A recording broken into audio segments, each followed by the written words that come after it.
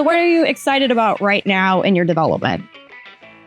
It's a very fascinating question. I appreciate that. Especially since, this year I would say hasn't quite gone to plan for like my own personal point of view. I would hope the organization would probably say the same thing.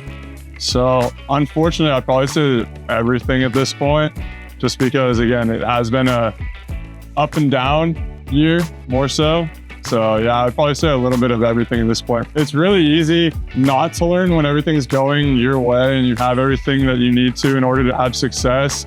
And on the vice versa, when you don't have everything. And obviously from the pitching standpoint, it could be command, it could be velocity, it could be execution, it could be all of those things. And I don't think I've really had any of that this year. So I've had to learn to pitch with a lot less stuff, as people would say, and also just like compete from a day-to-day basis when things aren't going my way.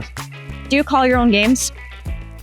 If you ask me, yes. If you ask Jimmy, no. Jimmy calls them. I would say our catchers call them. They do a great job here. All three of them, Gavin, Jimmy, and yours. I would say 90% of the time I'm going to go with what their, guts telling them and their brains telling them. And on the off chance I want something else, I can shake my head, and they're normally pretty accommodating unless they really feel passionate about a pitch or, we set them up for something and their report says to do something. And normally at that point, I'll just go with what they got. And I read too in an interview where you kind of talked about even how you hope to give back after baseball. I think working with kids is one of your passions that you had mentioned too. So does that help kind of balance out when this game gets difficult?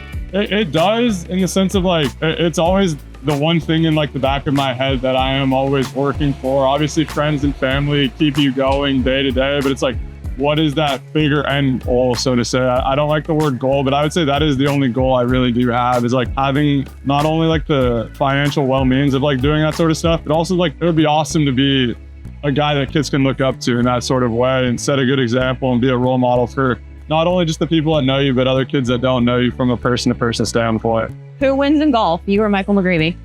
I mean, you could probably have me shoot 9 holes and McGreevy shoot 18, and McGreevy will beat me. I've played 9 holes of golf in my entire life.